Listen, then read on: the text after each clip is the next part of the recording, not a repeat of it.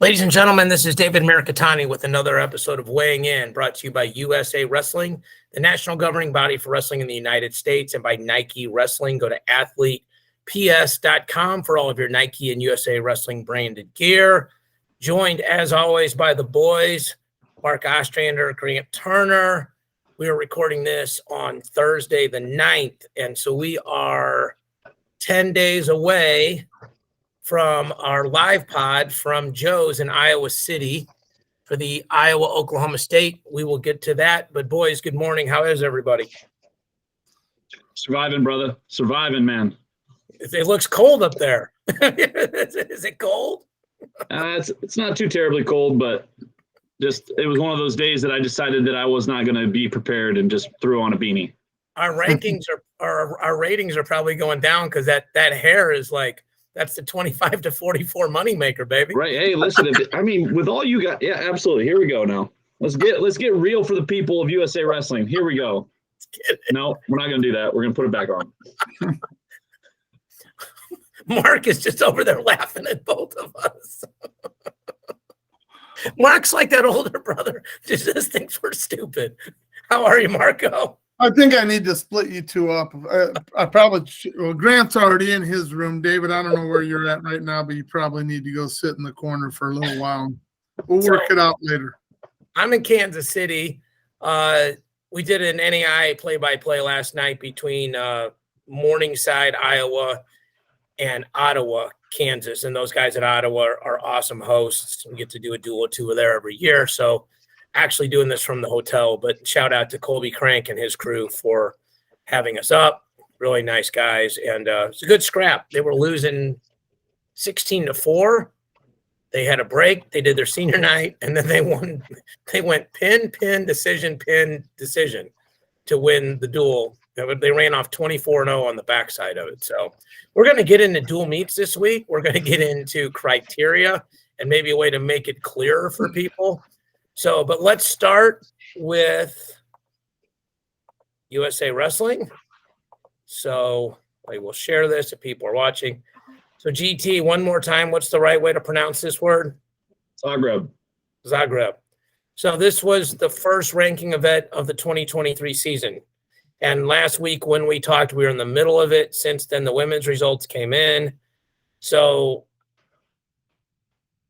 Grody, McCoyed, and Diamond Guilford all medaled. GT, just overall thoughts on our performance, our being USA Wrestling, and then we can get into some of the specifics. Well, as far as like some USA Wrestling pieces from there, that was a star-studded 76-kilo weight class that Elena basically beat. She like crushed a ton of people that were super good. Justina DeSasio, former world champion. Diamond Guilford was the senior level world team member at 76 kilograms and beat her best 2 out of 3 at Final X. Also at that weight class, we had like Precious Bell and a whole bunch of other athletes from all over the world. The girl that she ended up winning against in the finals, Apri from Kyrgyzstan. Yeah. She's a multiple-time world medalist, Olympian. So big results there.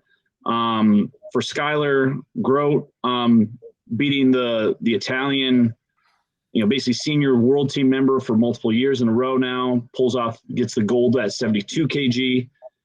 And of course, like a litany of other great performances from the U.S. women's team at the ranking series. Big side note, also at the Zagreb ranking series, the first point in, I think it's like 6 or 7 years was scored on Susaki from Japan in a push out. She had been not scored upon since I think it's like, I want to say 2017 or something like that. It's crazy. So that feels like when you're like in the 8th grade and you're wrestling with your coach or your dad and you just can't do anything. And then like you bump him into the wall, and you don't want to be there. And it's like, it means nothing, but it means everything to you. So that's just insane. So So first of all, I know Grote signed with Nike, so congratulations to you and congratulations to her. I saw that on her social. But McCoyed, so this is 76 kilos, right? So this is the weight that's been Gray Adeline's for years. And I know she's coming back, or at least I shouldn't say no. I mean, I think she's coming back. But it feels like America, USA, is good here, right? With McCoyed, Guilford, Precious Bell, and Gray. Like, you know, when Gray's been so dominant, so good, a leader on the team, you kind of worry, like, well, what's going to happen? You know, will there be a big fall off? It feels like McCoyed may be the next in line and like ready to compete very, very well at the highest level. Is that accurate, Grant? Yeah, I think the biggest thing for, I would say, probably any of the, the young up and coming athletes is that, like, there's still a whole bunch of things to determine because you got to spread out for the Olympics, right? So a few athletes that are probably getting left out of the conversation here are the Blade sisters. Yes. Kylie Welker is back healthy again. You know, the people that are at 72, potentially, like the Skylar and Amit. Yeah, geez. I mean, once again, this is a great time for USA Wrestling. There's so much depth in the US. And especially like now at 76, you could be like 7 weight class or 7 people deep and have world medals associated with your name. Right. So it's a really cool problem to have. USA Wrestling is basically got a star-studded Olympic trials upcoming here in about a year. So, but nothing makes it better than winning those ranking series events with your number 2, number 3 on the ladder. It gives you those points in separation just in case you are the representative from the U.S. So Gary Abbott will probably be happy that we're going to spend a few minutes on what we're about to talk about. So he's always, let's get as much USA Wrestling stuff in as we can. So let's David, can I ask a question first, David, with Grant before we get off this topic? We're going to go ahead. Has Skylar really separated herself from the field at that weight, do you think? At 72? Yes. Well, I mean, Amit basically had a huge, historic run last year with winning, basically every single tournament that she'd ever gone into.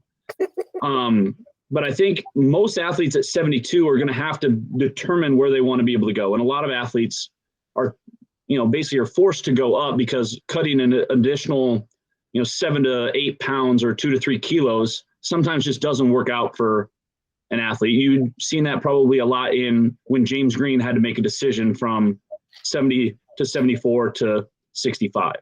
Yeah. It's a very, very, and James is one of the best, if not one of the best representatives ever at 70 kilograms with his run at that weight class, but just was stuck in between. So you add that extra weight or you add that extra category you just never know. And I think for what Skylar's done at 72 is a great representation of what she's been able to achieve over the past couple of years. And I believe that was her first ever ranking series win, just flat out gold. But once again, I think to your point, making that jump and transition for her has been really good. And we'll see if it continues on if she decides that she's going to go 76 or drop to 68, which more than likely, I think from the conversations that a lot of people have at that weight class, not necessarily specifically her, most often go up.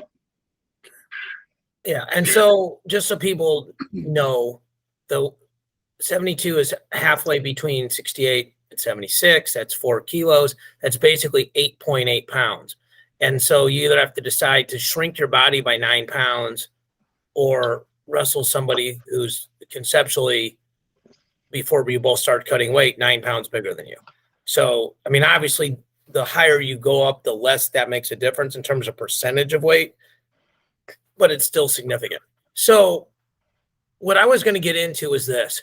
So people need to understand this, and sometimes it's hard to think about in 2021, and it was so goofy because of the Olympics and the World Championships are in 2021. But now the Olympic trials are a lot closer. So here's the process, and GT or Mark, if I'm wrong, please stop me. If you were an Olympic medalist in 2022, you are now in Final X in 2023. not Olympic, a world medalist, excuse me, world medalist in the 2022 World Championships. So if you place gold, silver, bronze, you are now at worst our world alternate in 2023. Okay, then whoever makes the world team in 2023, if they medal, they will be sitting in the finals of the Olympic trials in 2024. So, for example, Jaden is probably our number one guy at 92. He's going up to 97 now and is going to try to earn points, try to make the team at 97 in 2023. And that's been Snyder's weight. And Snyder's medaled, I think, at every single world or Olympic championship since he beat Varner. That's correct, right, Grant? Like he's got like a 6-7 year run, something like that, right? Yeah, he's never placed lower than third since 2015. Sometime we should just do a podcast about how insane that is. I mean, like, and we're kind of sleeping on that with the Burrows and these other stories, but unbelievable. So people are making these decisions now. Now, some people will stay at the in-between weights because it's a chance to earn money. And the other thing is if you medal at the in-between weights at the non-Olympics, GT, you now get, if you medal in 23, like, let's say that Alec Pantaleo medals at 70 kilos, to use him as an example. He now gets a bye to the semifinals of the Olympic trials at either 65 or 74, whichever one he goes to. And this is what Dake did in 2021, which were the 2020 Olympics. Because Burroughs was sitting in Final X, Dake was the world, I can't remember if he won gold that year, but I think he had at 79. So he sat in the semis, beat Nolf in that bottom half of beat whoever, and then, won the mini bracket or the bracket to get to Jordan. So it's a lot of brackets and lines and math, but the basic thing is this. The ideal thing is to make the team in 23 at one of the Olympic weights and medal. That is the easiest. Let me rephrase that. That's not easy. It is the most direct path to making the Olympic team. Do I have all that correct, GT? Yep. I mean, and once again, if you are at a non-Olympic weight class and that's just the best weight for you, then you do have the ability to then go to that semifinal situation. So, I mean, you can still make the team, be a world team member and all that kind of stuff.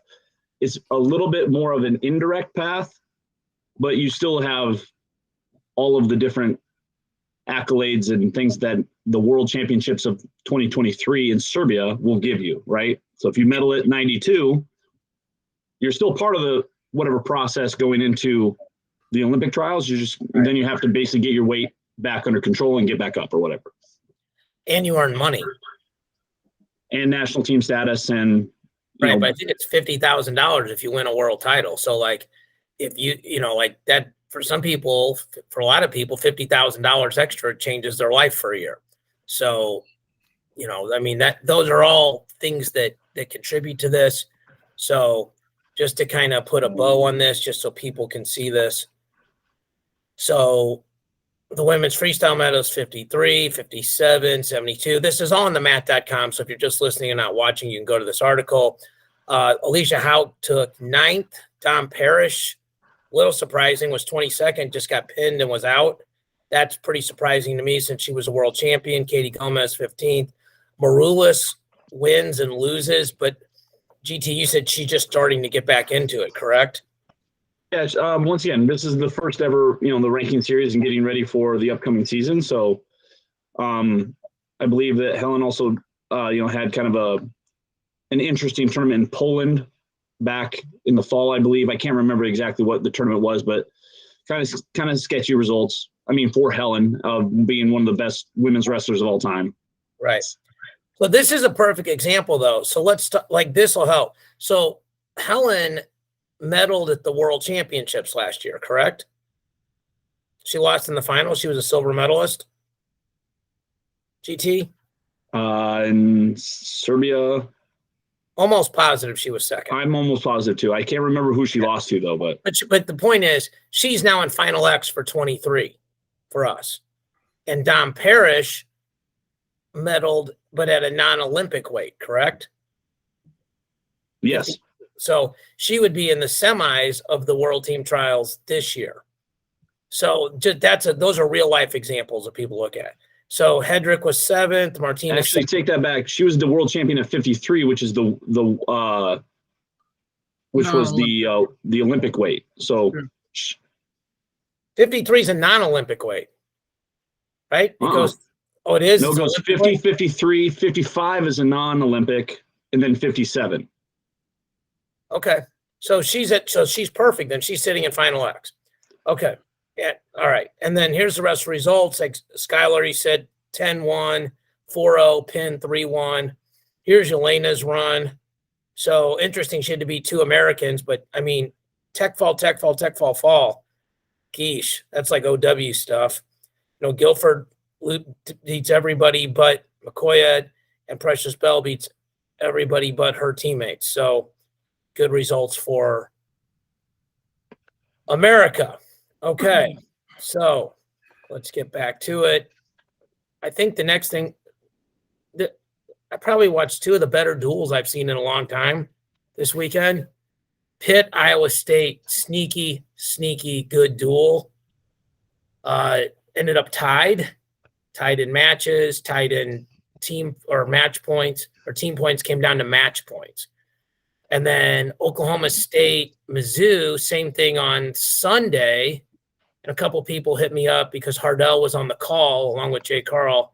And I was texting Hardell during the duel about the tiebreakers, and he was kind enough to give me a shout. So just so people know, because literally we thought the duel might come down to that we did last night. Tiebreakers are if one team wins 6 matches, one team wins 4. So Grant's team gets 6 decisions. Me and Mark's team get 2 decisions and 2 pins. It's 18-18. 6 beats 4. That's the first criteria. Second criteria is most pins. So if Grant's team has 4 decisions and a pin, they have 18.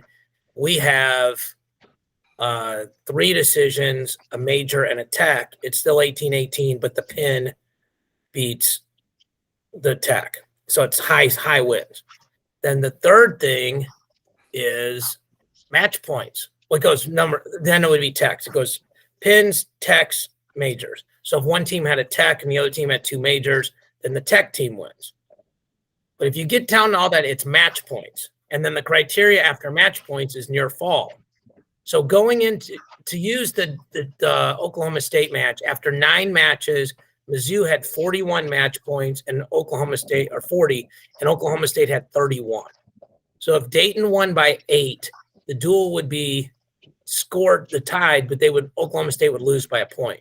If Dayton had won by 10 or more, they would win. If Dayton won by 9, it would be tied. And then it would go to the next criteria, which is near fall.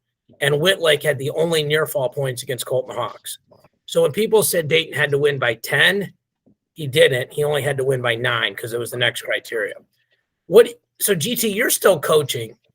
I wonder if there's a simpler criteria, or here's what I'm saying. Like, try to say this, and I'll lob the question to you guys. It would be great if people are watching, and as soon as the match is over, people know who won the duel. I think, like, if you're trying to grow fans, like, people should know. So is it just somebody at the head table needs to be keeping track of this and announce it? Or do we need to change the process? Grant, I'll let you go first, and then Mark, I'll hang up and listen. Well, Mark, and you've gone through a lot of national dual tournaments and dual meets in your career as well. We currently have 10 weight classes, right? So it could be even, right? Yep. 5 and 5. You know, we could, I mean, if we really wanted to, we could just make it 11 weight classes and whoever wins more matches wins. I mean, you could really get down to that, and it's just basically a simple math, whatever it is. We go from 10 weight classes to 11 weight classes, and then it's over. But I also think that if we're going to basically if dual meets are as popular, and this is what we want to be able to do and make dual meets a big deal, we can make that adjustment on how the scoring works and be able to talk about that, or have a split screen that basically shows and details out like, hey, what's going to happen? What's going to happen here? What's going to happen here? Especially because dual meets they happen at every single level of wrestling. And once again, I've been coaching for a long time, and it is a sticky situation where you go to like matches, near fall, back points, and like no one's really paying attention to any of that until the duel's over. Right. So, and then it takes everybody all that time, and you got to get the record out, and you got to be able to put it all up on your screen, and all of those type of things are based. I don't know. It doesn't necessarily take away from the sport, but then like the criteria of who wins, it's like no one wants to win on criteria. Like, I mean, yeah, you get a W, but like you also want to win all 10 weights, or you want to win more matches than you lose. But I don't know. I think the education of that would take a lot of time. Or if you just made it simpler for the fan to like, hey, they won more matches than the other team, there you go. What do you think, Marco? I'm not sure how you fix the problem. I guess it'd be nice if the announcers or whoever's in charge of the duel would kind of explain it to the crowd there. Okay, we're on the last match. If Dayton Fix wins by 9 points, Oklahoma State wins. If he wins by 8, Missouri wins.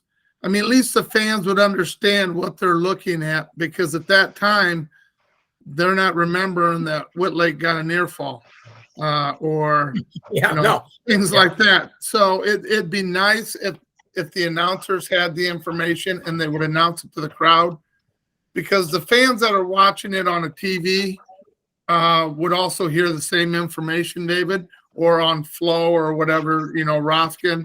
Whatever channel they're actually watching the duels on would have the same information.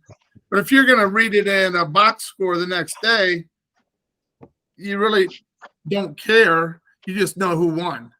And you don't know how they got there, but you know who won. So it'd be nice if, it could be done that way. But, there were some great duels last weekend, Dave. We'll go back to that for sure. I have a suggestion. You guys tell me if I'm crazy. Okay?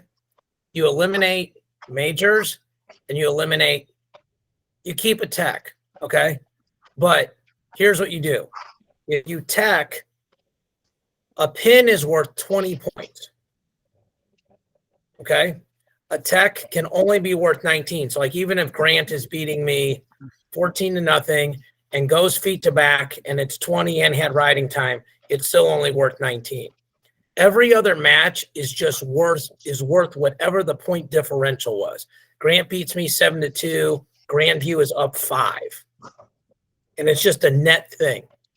And then at the end of it, because it's a running total. And so there's only 2 criteria, unless it's tied on that, and then it goes to back points. But it's like, did one team win 6 matches? Nope. Okay, who's got more points? Am I crazy? Something there. Think about there's it. Something there. It would increase scoring potential. Like in a match scenario, if you want to win by 5, you're only giving your team 5 extra points. But if you want to go get another 8 or 10 or 12, maybe that does help your team out a little bit. I think if you have a kid winning by 9, so like right now, GT, you're actively coaching, right?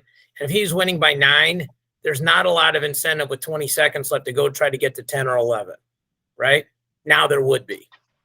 Right.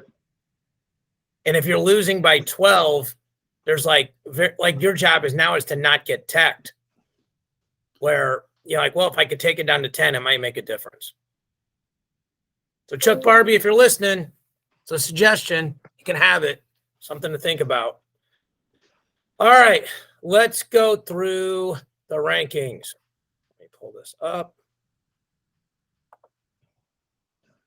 So before we so those duels were crazy though, right? Like Mizzou goes 5-5 with Oklahoma State. They win. Oklahoma State. So GT you were about on the ballpark, right? Yep. That was all this stuff runs together. That was actually just Friday night, right? It was just like 6 days ago. Yep.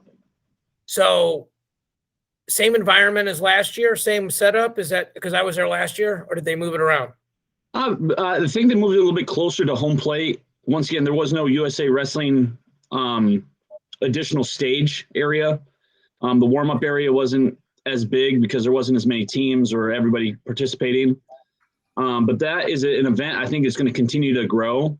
It was a very difficult situation with an ice storm that basically hit Texas. And then I believe Texas Districts was that Saturday. So I think it was like not as well attended as the previous year when USA was supposed to wrestle Iran. Right. But it's a really, really cool environment. And they definitely want to grow wrestling there, and they want to continue to bring more wrestling people to Dallas or Arlington. So very cool event. You know, Oklahoma State and Michigan, great powerhouses of the sport. Great to have those two teams be represented there. So very cool event. Maybe do it in the fall like they did at Kinnick. Maybe a chance for better weather. You don't run into any high school stuff, which helps because high school doesn't start till December if you do the meet in November. But yeah, and again, anybody that wants to criticize it, go run your own event and do a better job before you come back and start telling people what they did wrong. Like, shout out to anybody who's out there trying to do big stuff. So I almost went non-PG there. Big stuff. So anyway, big facts, big stuff, right, GT? So, absolutely. Anyway, all right, let's get to the rankings. If you're watching at home, hold please. Hold please. That's a shout to Grant. All right. 125, not a lot of change in the top 15. Mark and I were talking off the air. It really feels like you want to be the 2, 3, 6, or 7 seeds to obviously stay away from Spencer Lee. Mark, when you look at this, if you said, let me do it this way. We'll consider Spencer a lock to make the finals. If I gave you Pat Glory and Matt Ramos or the rest of the field, who would you take to make the finals? I'm going to say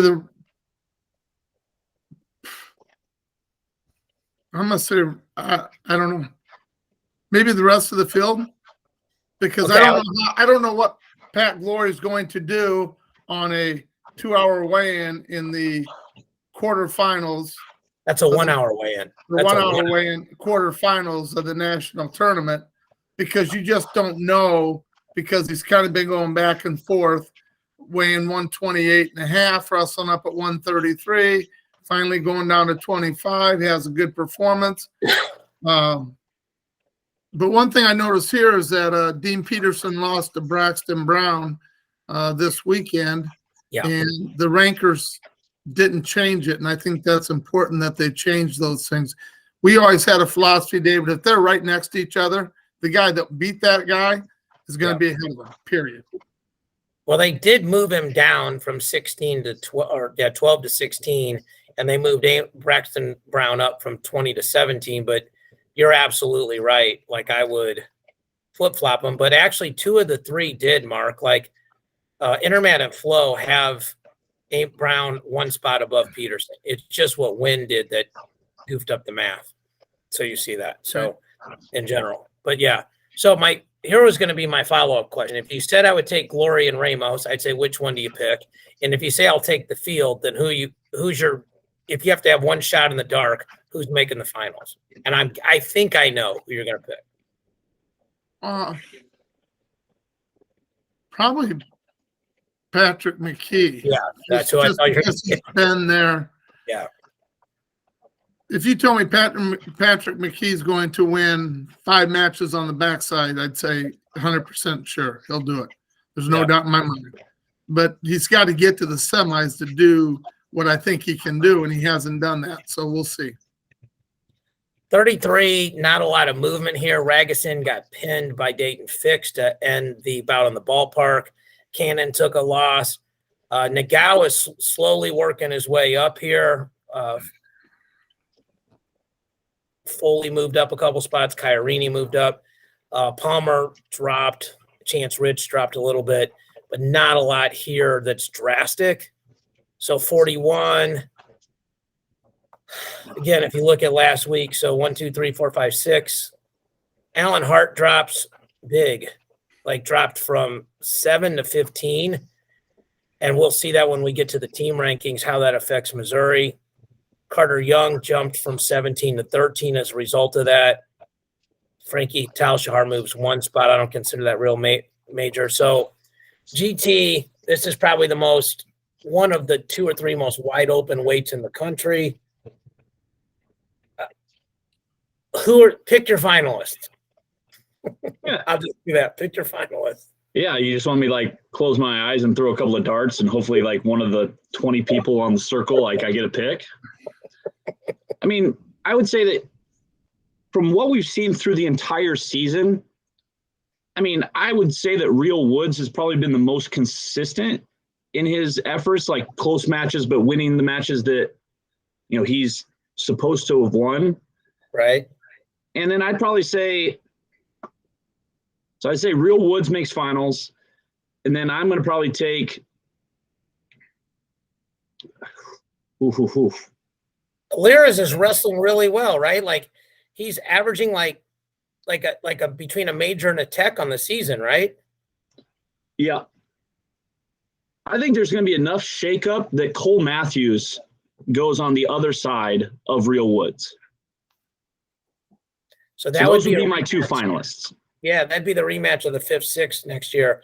So we get closer. I mean, what's interesting about this is Liras is Big 12, Real Woods is Big 10, Cole Matthews is ACC. So Cole Matthews will have to beat Ryan Jack. Woods will have to go through some combination of Hardy, Bo Bartlett. Liras will have to go through Moses Schwartz. Tom Crook is in the ACC is apparently very, very good at 141. Clay Carlson's in the Big 10 or Big 12, as well, and so is Happel. So 3 or 4 guys there. So that weight's very much, as we've said all year, put them in a blender and shake them up. 149.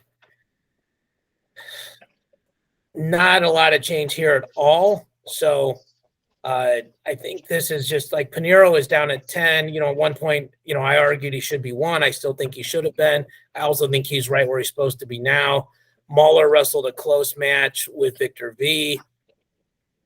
This is a weight with a ton of returning All-Americans. You know, the top 6 guys of All-American, and Jonathan Milner's All-American, and Jaden Abbas is All-American. So you have 8 All-Americans that are in this weight. So we'll keep it moving. 57. This is the other weight that I think has a ton of lack of stuff at the top. G beats JQs. So G moves from 13 to 11. JQs moves from 12 to 9. So really doesn't change a whole lot. The 9 through 12 scores the same amount of points. G picks up like a half a point for the team scores. Brayton Lee is hanging around there down at 15. So Marco, pick your finalist at 157. Well, I think early in the year I picked Brayton Lee to be in the finals, and if I'm not mistaken, he's 3 matches under 500, so I don't think that's going to happen. I'm surprised he's ranked at 15th, being I think he's 4-7, and 2 of his wins were against guys that weren't very good. So I mean, he's struggling mightily right now. I would say my finalists are going to be Austin O'Connor, and I'm going to say Bryce Andonian. So that'll be interesting because AOC, Andonian, and Scott are all in the ACC. Yep. And that's 3 of the top 6. Basically you're saying the 3 seed and the 5 seed, if these were seeds, which should be interesting. Andonian would have to go through Humphreys and Peyton Robb. AOC would have to go through Ed Scott and Mikey Carr. So I do think if AOC wrestles Andonian, that would be pretty exciting final. Andonian doesn't wrestle a lot of 2-1 matches. All right, 165. So, GT, I will ask you this, okay? Keegan O'Toole, David Carr. It's very likely they wrestled twice and possible they wrestled 3 times, being dual Big 12s, NCAAs. Let's say that they're the finalists and they wrestled 3 times. How do you see that 2 out of 3 series going? You gave me all the tough questions today. You know, like you make me pick people out of 141. You make me choose all this stuff. I think that with these 2 like kind of amazing athletes, I think it's going to be all sorts of different results. I don't think it's going to be like a 3-2 match every single time. I think something's going to happen where like Keegan O'Toole wrestles a little bit more wide open. Carr takes him down maybe like 2 or 3 times, maybe gets a win there. I think Keegan O'Toole maybe gets a turn in some sort of scramble and he beats Carr one time. I think if the duel in Big 12s and then potentially an NCAA match, I think we're 1-1 going into the NCAAs. And then I'm just going to rely on Mark Ostrander's first name pick when we get to the NCAA tournament, and then he can help me pick who would win. You were inside the matrix with Mark Ostrander. Wow. That's amazing. Yeah. Marco, same question, Marco, because I think this is fascinating, right? I do. I think they're two completely different styles of wrestlers. David Carr can score whenever he wants to score. He's quick. He doesn't sit underneath of you. He's going to get in and get out. And that's not something Keegan wants to do. He wants to roll with you a little bit here and there.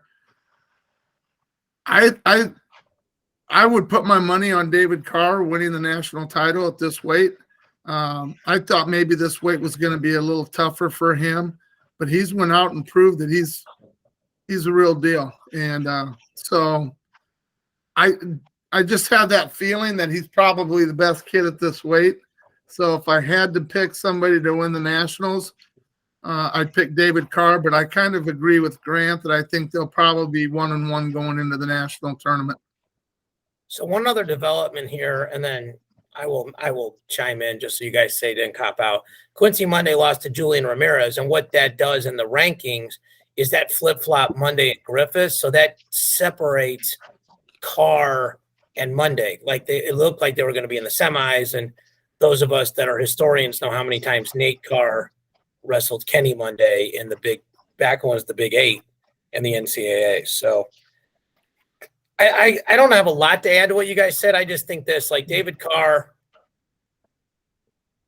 he rides well. He's more of an attacker. O'Toole will attack, but like if you take a bad shot on David Carr, he's going to hit you on a quick go behind. If you take a bad shot on Keegan O'Toole, he's going to cradle you.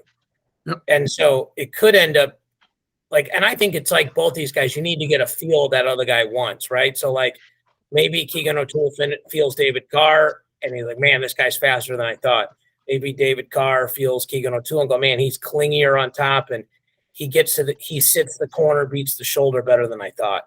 So I feel like round 3, no matter, even if one of them squeaks out 2 1-point wins, I would not be surprised if one guy wins the first 2 and the other guy wins the third one, because they both have really good coaching staffs, really good game planning, and they both are very high IQ guys themselves. They study the sport all the time. They're not just going to ask the coach, well, what do you think I should do? They're going to have their own game plan. They're going to watch their own film. It does feel like they've kind of separated themselves from everybody else this year. You know, Griffith's taken a loss. Quincy Monday's taken a couple losses.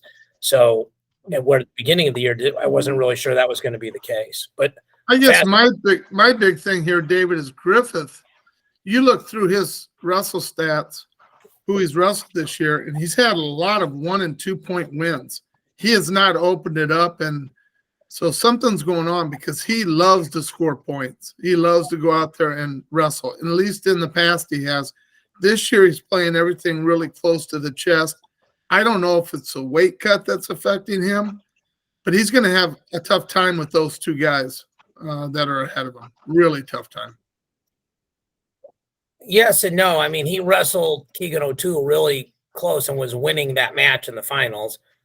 And I also think he's a bright lights guy. Like, you know, he may not care about a duel versus Cal Poly like he cares about the national tournament. So, I mean, your results, or what you're saying about the results are 100% correct, but he's also, like I said, bright lights guy. So, 174, Dustin Platt loses, so he goes from 5 to 8. Peyton Mako wins, so he goes from 8 to 7. They did do everything you said here, Mark, which is, you know, they're handcuffed now. They're 1 spot apart. So Clay Lout is not having the kind of season you'd expect from a returning All-American. And I heard somebody call Mekhi Lewis Mecky Lewis on the air, so probably we need to get that corrected. If you're a national champion, it's a 2-syllable name. We should probably get that right. All right, 184. Not a lot of movement here. Jonathan Lowe took a bad loss, so he drops big time, which will hit Cornell big time. He goes from 5.5 to like 1 or 1.5 in the team points. So that is significant. 197. So here's the other weight. Okay, so this, did you guys, either one of you see the younger Bastida Bonacorsi match? No. I didn't catch that one. Okay, so Bastida, Nino Bonacorsi had younger Bastida's leg in the air for probably about 3.5 of the 7 minutes. And I think the one thing you guys know that you don't have to watch that match is that dude is tremendously difficult to finish on. So Bonacorsi didn't finish. Bastida hits him with one quick shot, takes him down. They trade escapes. And then Bonacorsi gets a takedown and back points to win it. So Bonacorsi's undefeated. He goes to 1.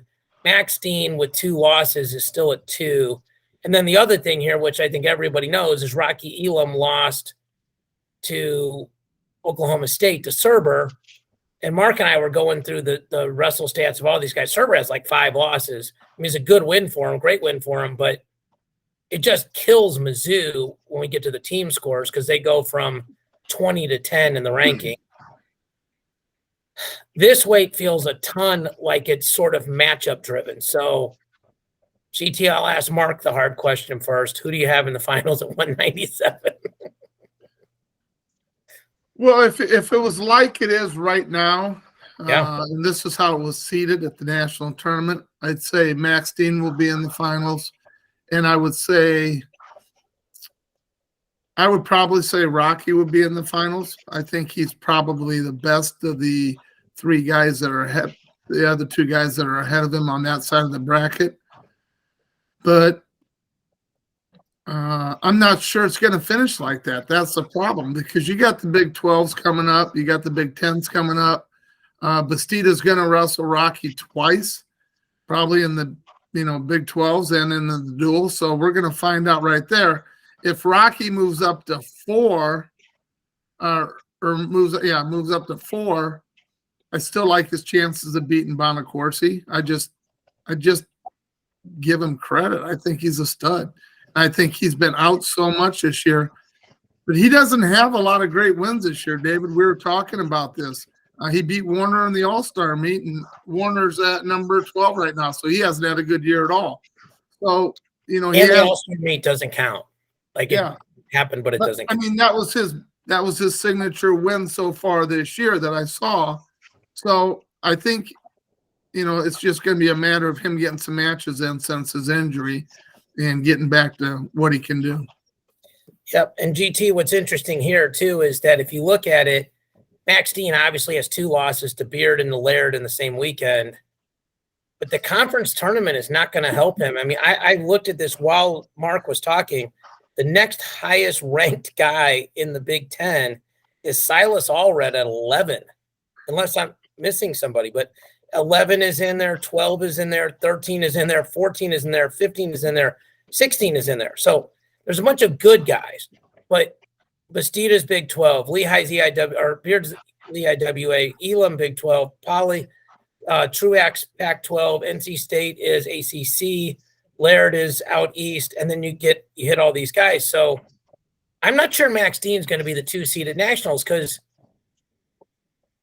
he's not going to have a ton of super quality wins, and he's going to lose to Beard and Laird on the matrix on head-to-head losses. So I'll ask you the same question, GT. Who are your picks? And as this would play out right like this, sure. I think is it a 12-5 matchup? Yes. Because Warner could pull off, a match with Elam, and then I could see him beating, everybody on that side if he wrestles the way that he did when he made finals. Yeah, he's got a high ceiling.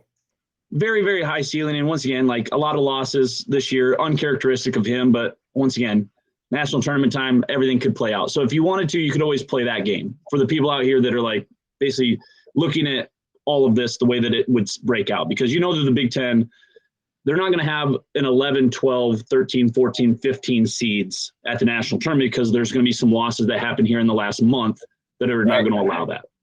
But if I would probably say I like Younger on the bottom. I think it would be amazing matchup with him and Truax in the quarters. I think that would be just fireworks. It's such a clash of styles, right? Yep.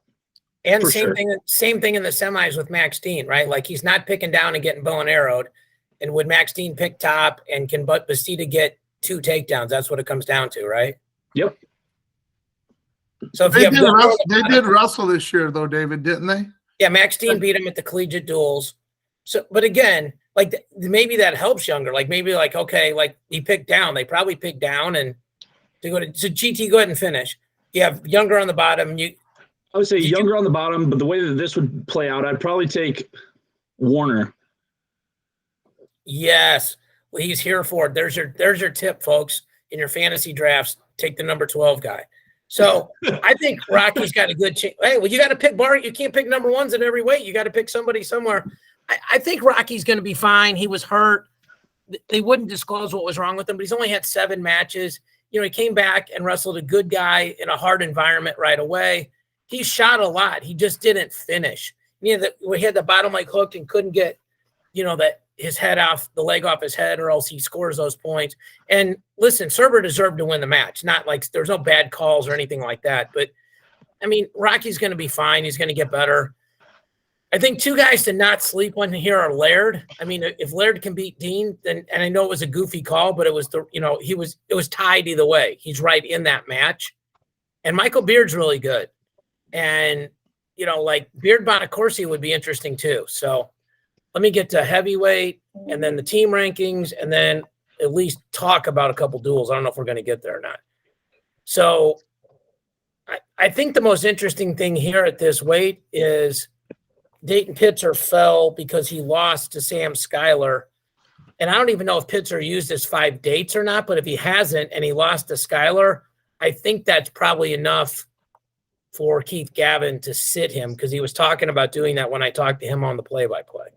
So we are going to stop sharing this and go to the team scores real quick here.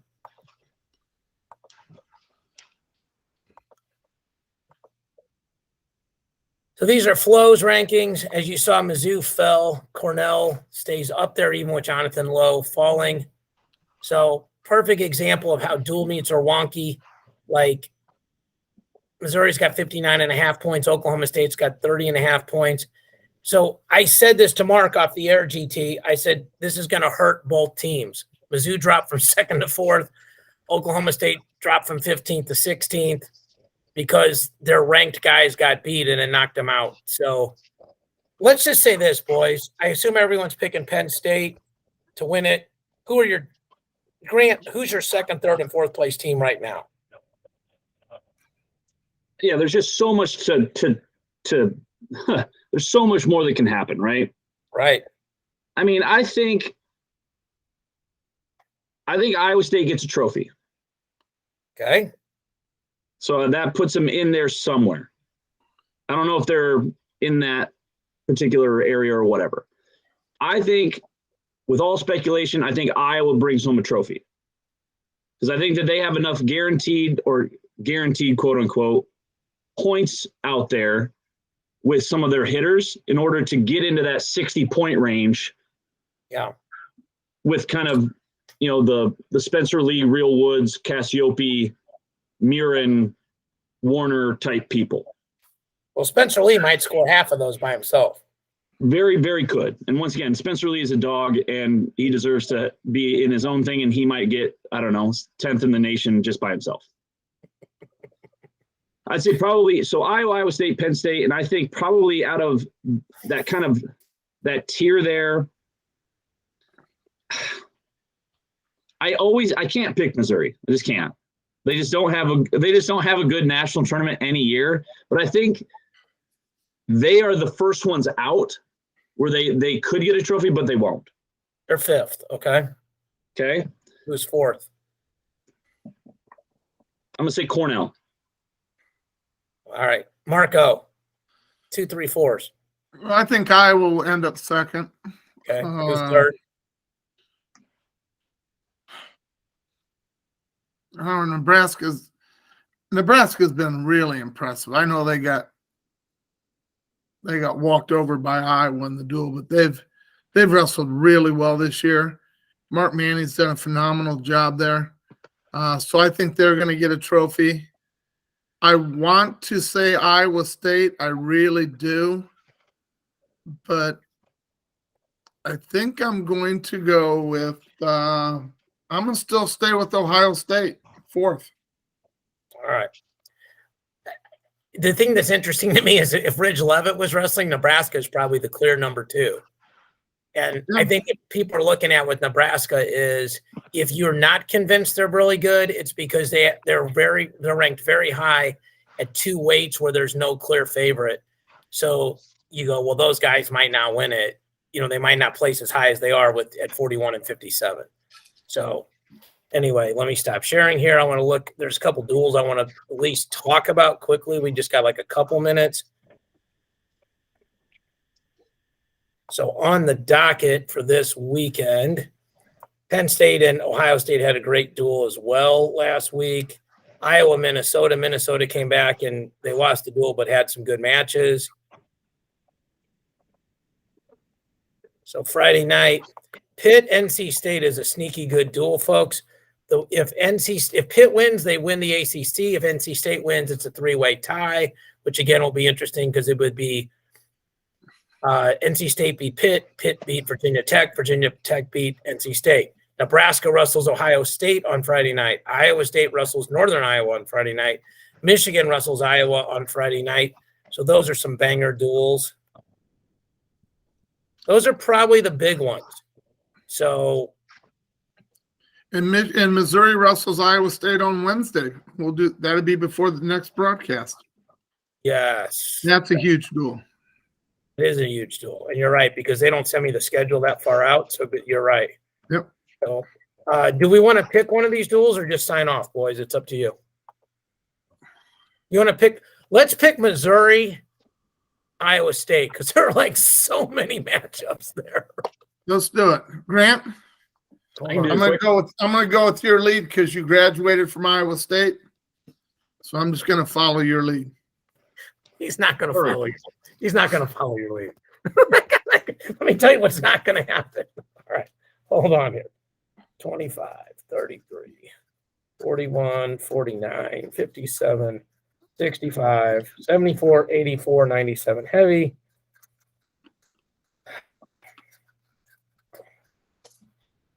GT, Mark, David. 25, probably be Foosley against Certain. GT, who you got? Taking Certain by a decision. Mark? I'm taking Iowa State by a decision. I'll take Certain by decision. 33 will be Adasayev, probably. No, or Redding? Probably Redding. Okay. Redding's been wrestling. Okay. Redding against Connor Brown. Mark. Redding. I'll take Redding. GT. I'm going to take Redding by decision. Okay. 41. Alan Hart Swiderski. I'll take Hart. GT. Take Swiderski by decision. Mark. Same, Swiderski. 49. Great match. Mahler Pinheiro. So, GT, you're first here. Pinheiro Johnson in overtime. I love it. I love the specificity of the call. Mark. Mahler by decision, 1-point decision. I'm going to go Mahler by riding time. All right.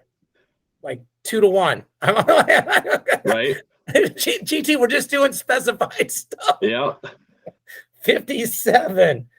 Crazer against JQ. Mark. JQ's by decision. I'll take JQ's. GT. JQ's by decision. Okay.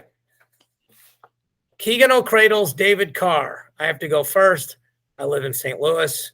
I'm also friends with Nate Carr Sr., but I live in St. Louis, so I'm taking Keegan O'Toole this round. GT. Taking David Carr by decision. Mark. I'm going to say David Carr by decision. 74. That is Mako. And is it Guyton? Will be MJ Guyton? Broderson. Okay, GT. I'm going to take Mako by decision. Mark. Mako by decision. Same. 84. Colton Hawks, Marcus Coleman. Mark. Coleman by decision. Same. GT. Coleman. Yep. 97. Younger. I did this rotation wrong where I got all the bangers to go first. Younger Bastida, Rocky Elam. I picked Mizzou at 65. I will pick Iowa at 97. If you guys are listening at home, this is a surefire way to now bet for sure on David Carr and Rocky Elam because I always get these wrong the first time. So I'll take Bastida. GT. Bastida. Mark. Elam. Skylar, Zach Elam. GT. Elam by decision. I'm gonna take Skylar by decision. He's wrestled about as good as any heavyweight I've seen in the last month or so. I think he wins that match. Okay. I think he wins the duel for him. Okay, so this is fascinating. There's no bonus points, so this is very easy to figure out. GT's got Iowa State winning 1, 2, 3, 4, 5, 6 matches. So Iowa State 6-4.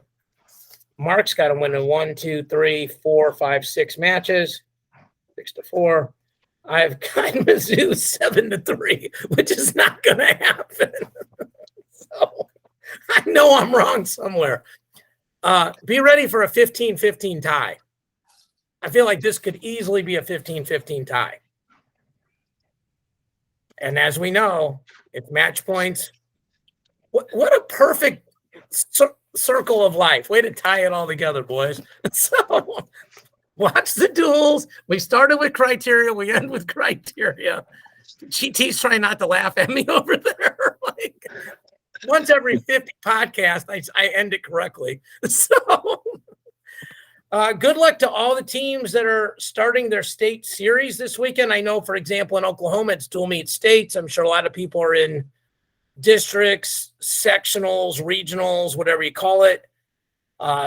We all wrestled in that and had good success in high school, and I think that's all part where we kind of fell in love with the sport. There's a purity to it at that level. So good luck to all these teams.